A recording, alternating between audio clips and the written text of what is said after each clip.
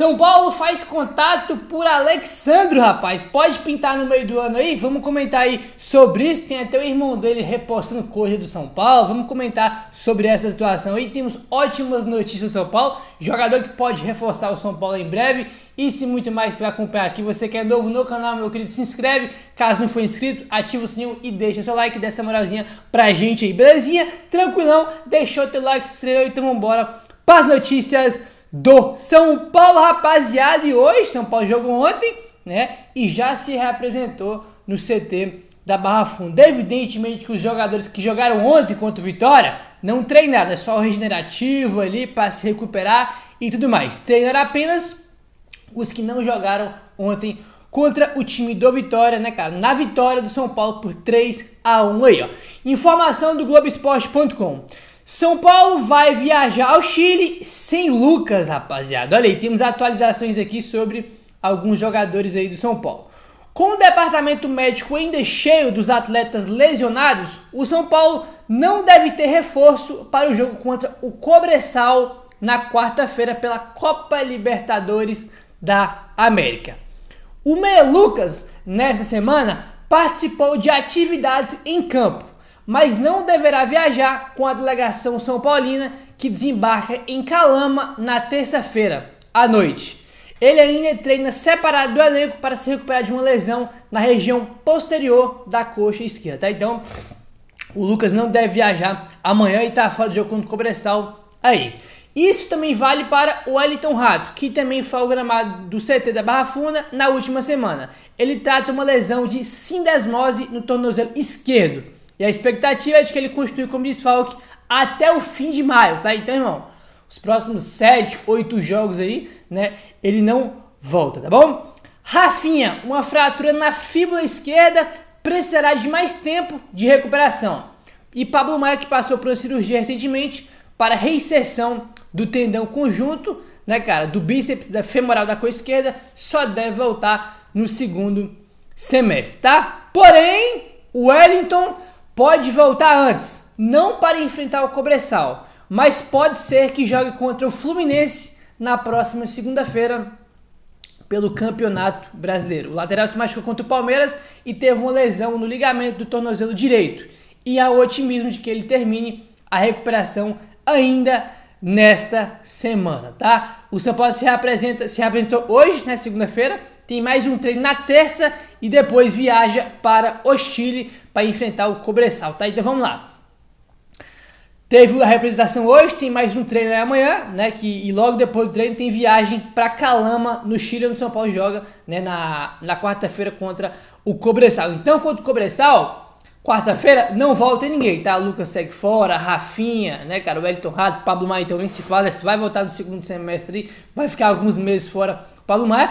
Porém, pro próximo jogo do Campeonato Brasileiro, que vai ser na segunda-feira, inclusive, de novo colocaram o jogo do São Paulo na segunda-feira, hein, cara? Inacreditável. E tem mais, tá? Vários jogos do São Paulo vão ser na segunda-feira aí. O Wellington já pode voltar, né? O que é surpreendente. Eu, pelo menos, né? E acho que a maioria também não esperava que ele já deve retornar aí contra o Fluminense, porque a gente fala, pô, primeiro que a previsão antes era de 3 semanas, né? 3 semanas que ele ficasse fora. Aí, eu acho que o quê? Passou 2, né, até o jogo com o Fluminense, acho que alguma coisa assim. E sempre tem aquele negócio, pô, se o cara, se a previsão é 3 semanas fora, o cara vai ficar 1 mês e pouco, 2 meses, porque sempre demora, ou demorava um pouco mais os jogadores de São Paulo para retornar, né, do departamento médico aí. Então, pode ser que a gente ganhe o reforço do Wellington aí contra o Fluminense. São Paulo vai encerrar uma maratona de jogos fora de casa. Mesmo ainda faltando um jogo contra o Cobresal, o desempenho do time e os resultados são bem positivos, independente do resultado de quarta-feira. Venceu todos os jogos até aqui: Atlético Goianiense, Barcelona de Guayaquil, Águia de Marabá e Vitória. E ainda tem o último jogo dessa maratona contra o Cobresal, na próxima quarta-feira. Aí depois do jogo contra o Cobresal na quarta-feira, né, encerra essa maratona de jogos fora de casa e o São Paulo vai ter uma sequência de jogos em casa, tá? O São Paulo, depois do Cobresal, enfrenta o Fluminense no Morumbi pelo Brasileirão, Barcelona de Guayaquil no Morumbi pela Copa Libertadores, depois São Paulo e Cruzeiro, né? E depois São Paulo e Águia de Marabá, o jogo da volta da Copa do Brasil. Porém, O jogo contra o Cruzeiro, tá? Não tem data marcada, tá? Tá sem data, tá? Acho eu que o jogo vai ser até adiado, né? Não tem data ainda não, né, cara? Tem aquela questão dos jogos do Rio Grande do Sul, né, cara? Pelas enchentes, aquela situação toda que tá acontecendo no Rio Grande do Sul, nós já comentamos muito sobre isso aqui também, né? Já vários jogos lá do Juventude, do Grêmio, do Inter foram adiados. Aí, né, cara? Tem outros jogos também, né? Do Cuiabá que foi adiado porque tá jogando a Copa Verde. Aí tem esse do São Paulo contra o Cruzeiro que nem dá, deve ser adiado. Então, vamos ver o que a CBF vai fazer em relação a esse jogo aí. O bom é que depois do jogo com o Cobressal temos a sequência de jogos aí em casa, né, cara? Uma sequência aí importante, né? Esse contra o Águia de Marabá já estamos classificados basicamente, né? Mas tem aqui esse jogo contra o Fluminense que tem que ganhar, porque o não ganhou em casa ainda no Brasileirão, tem que ganhar esse jogo aí, né? E o Barcelona também tem que ganhar para buscar a primeira colocação aí na Copa Libertadores da América, tá? Luciano marcou gols com todos os técnicos desde que chegou ao São Paulo, tá? Com o Fernando Diniz, ele marcou aí 17 gols, tá? E 7 assistências. Com o Hernan Crespo, ele fez 7 gols e 1 assistência. Com o Rogério Ceni, 26 gols e 7 assistências. Com o Dorival Júnior, 12 gols e 6 assistências. Com o Carpini, 4 gols. E com o Luiz Ubeldia, ele marcou já 2 gols, tá? Foram os primeiros gols aí do Luciano, né? Com o Ubeldia foram ontem. Assim, o melhor momento do Luciano no São Paulo foi com o Fernando Diniz, que foi quando ele chegou, né? Foi quando ele chegou. Aí ele fez 17 gols e fez 7 assistências, né? Acho que foi a melhor fase, que ele foi artilheiro do Campeonato Brasileiro em 2020 junto com o Claudinho. Os dois estavam empatados aí. Com o Crespo, cara, ele teve muita lesão, né, cara? Que foi em 2021 ali com o Crespo. Ele oscilou bastante porque ele teve muita lesão recorrente aí. Com o Rogério Ceni ele foi bem, né? 26 gols e 7 assistências, foi bem. Com o Dorival Júnior, ele oscilou muito em titularidade de reserva, né? Porque a gente foi campeão da Copa do Brasil e ele era banco desse time, né? Era Rato, Nestor, Lucas e Calera. O Luciano era banco aí, mas depois ele virou titular porque um monte de jogador se machucou. Aí, né? Lucas se machucou, né? O Calera foi fazer cirurgia.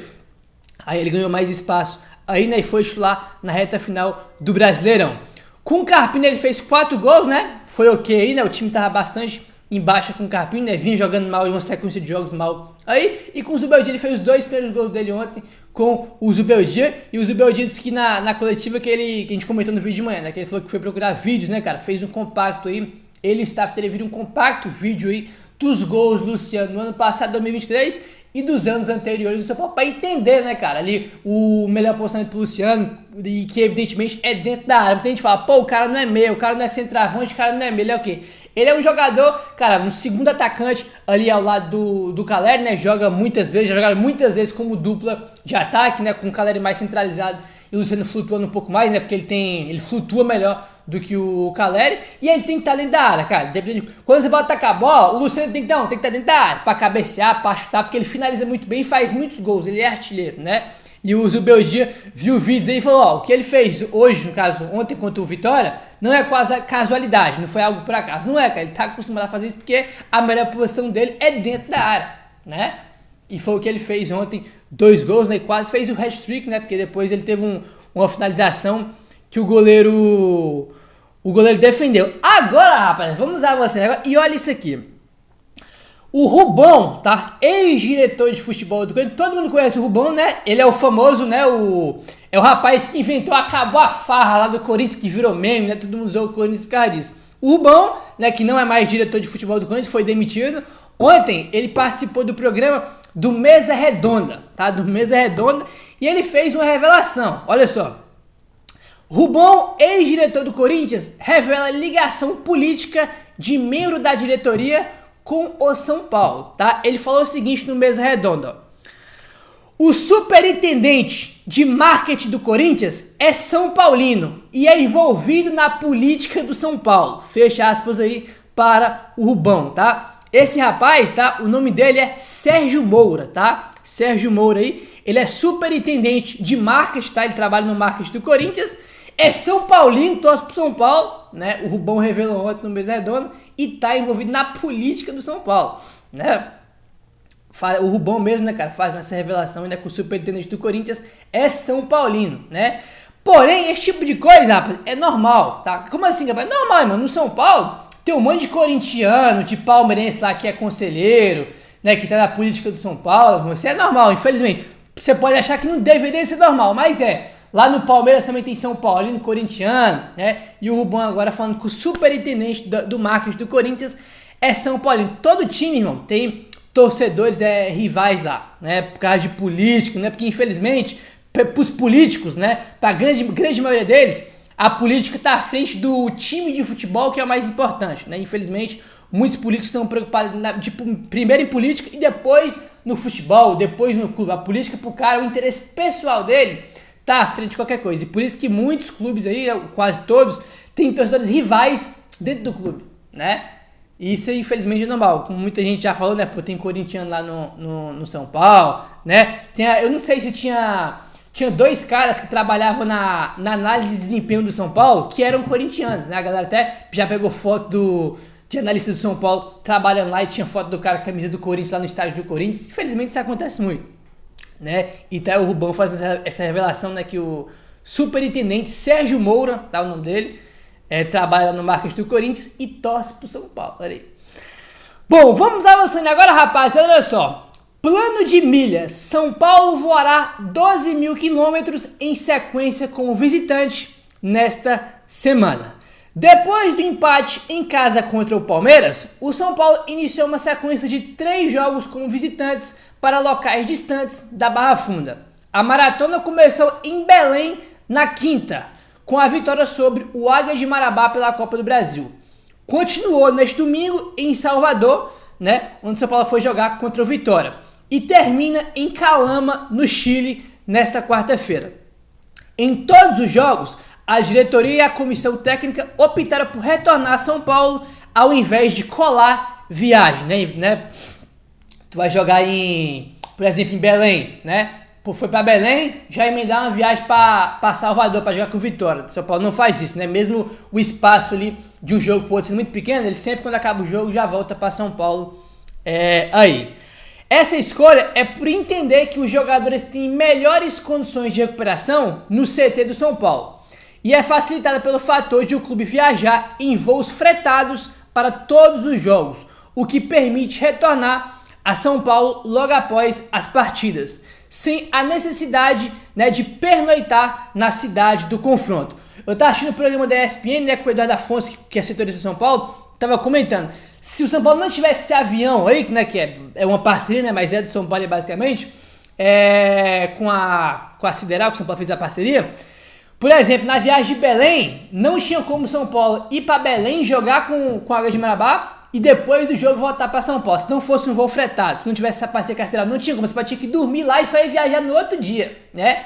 E eu só ia voltar para São Paulo no outro dia aí, e ia chegar em São Paulo, meu irmão, no fim da tarde ou à noite aí. Com o voo fretado, São Paulo voltou depois do jogo e treinou no dia seguinte, né? Pra você ver a diferença que faz, cara. Às vezes a gente não tem noção, mas ter voo fretado sempre, ter essa parceria aí, faz uma diferença colossal, cara.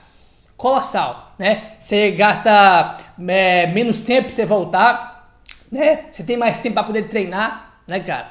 Fora que é mais rápido as viagens aí, cara. Irmão, em questão de dinheiro também, você economiza bastante. Cara, é bom em todos os aspectos. Vou repetir, foi uma das melhores coisas que o São Paulo fez, que a gestão fez, desde que chegou, foi essa parceria com a Sideral, que o São Paulo agora tem sempre voo fretado aí. Dessas 3 viagens nessa sequência, o destino mais distante é Belém, que tem aí estimado 4.930 quilômetros em ida e volta. Salvador soma cerca de 2.900 quilômetros e Calama outros 4.600 quilômetros, tá? De volta ao Chile, o São Paulo terá uma folga de viagens, né, cara, de jogos aí que a gente já comentou, né? Tem o jogo Fluminense com Barcelona, Cruzeiro que não tem data e Águia de Marabá. Então se for pegar essas 3 viagens aí, ida e volta, Belém, Salvador e Calama, 12 mil quilômetros em uma semana basicamente, né? Em uma semana ainda, que foi quinta, que o São Paulo viajou quarta, né, pra Belém, aí depois teve que voltar, Salvador, e agora já tem que ir pra Calama de novo. É uma loucura, meu querido, é uma loucura isso aí, viu? Um negócio assim, impressionante como é que é o calendário do futebol brasileiro, né? Mas enfim, vamos avançando agora, rapaziada, olha só. Vamos avançando e vamos falar agora sobre a situação do Alexandre, tá? Vamos lá, temos informações aqui e tem uma situação aí também do irmão do Alexandre pra gente comentar. Vamos lá. Primeira informação aqui, rapaz, do André Hernan, tá? Tem uma informação do Portal Gol também, mas vamos começar aqui com a do André Hernan. São Paulo observa lateral Alexandro da Juventus, tá? Presta atenção aqui, tá, rapaz? Porque a galera às vezes confunde as coisas. Presta atenção. O São Paulo observa a situação do lateral esquerdo Alexandro da Juventus da Itália. O clube entrou em contato, tá? O São Paulo já contatou o jogador para sinalizar o interesse, no gesto de demonstração de que está atento a grandes jogadores no mercado. Mas neste momento ainda não há uma negociação em andamento para o jogador vir para o São Paulo. Mas o atleta já sabe desse desejo do São Paulo, tá? Então a primeira parte é essa aí. São Paulo está interessado, já entrou em contato com o jogador, fez um primeiro contato, aquela famosa sondagem, né? E o Alexandro já sabe que o São Paulo está interessado, né, na contratação dele aí. O Alexandro tem vínculo com a Juventus até o próximo mês de junho e já pode assinar um pré-contrato com outro clube. Aos 33 anos, ele jogou na Itália nas últimas 9 temporadas e disputou a Copa do Mundo de 2022 com a seleção brasileira, tá? Outro ponto que é importante e pode ajudar, rapaziada, ó.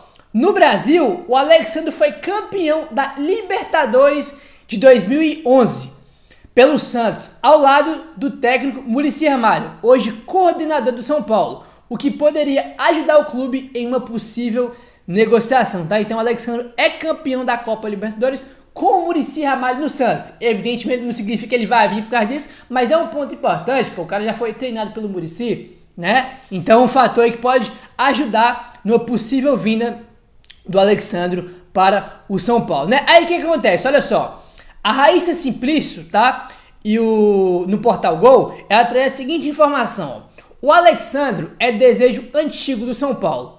No final do ano passado, o São Paulo fez um contato pelo jogador a pedido do técnico Dorival Júnior, mas ele falou que queria terminar o seu contrato com a Juventus e depois pensar no futuro após o término do contrato com o clube italiano, tá? Houve novo contato do São Paulo que está de portas abertas, mas vale ressaltar que o jogador ainda não definiu o que vai fazer, tá? Então, as informações são essas, né? Basicamente a mesma aí que o André não trouxe, mas a Simplício traz outro bastidor, que ano passado, a pedido do Dorival, né, que nem tá aqui mais, no São Paulo, né, São Paulo pediu pro São Paulo ir atrás, né, mas ele falou que queria encerrar o contrato com a Juventus, que era natural, né, o São Paulo não conseguiu trazer ele ano passado, nem no começo desse ano, porque ele ia cumprir o contrato dele com a Juventus até junho, né, que já tá encerrando aí. Então tá aí, o São Paulo fez uma sondagem, né, ele sabe que o São Paulo tem um desejo, o São Paulo já contatou ele aí, né, fez um contato, ele sabe disso, mas tem que definir se ele vai querer voltar pro Brasil, né? Tinha algumas informações aí, né, um tempo atrás que ele preferia continuar na Europa, que é normal de todo jogador, né? O Rames também queria ficar na Europa, o Lucas também queria ficar na Europa, né? Todo mundo vai sempre dar prioridade pra Europa antes do Brasil, rapaz, isso é normal. No que significa que o cara vai vir ou não vai vir, né? Às vezes não pode ter um time que o cara quer, um time interessante pra ele, né? Às vezes pode chegar o cara esperando proposta de tal lugar, de tal time e não chega, né? Isso é um ponto muito importante. O que acontece? Ontem, antes dessas informações aqui sair, ontem, depois do jogo contra o Vitória, tá? Teve um torcedor do São Paulo que fez uma arte do Alexandro com a camisa de São Paulo, né? Escrito bem-vindo lá, como se fosse uma contratação, né? O torcedor fez uma arte e escreveu o seguinte: agora sim, seja bem-vindo no tricolor, vem craque.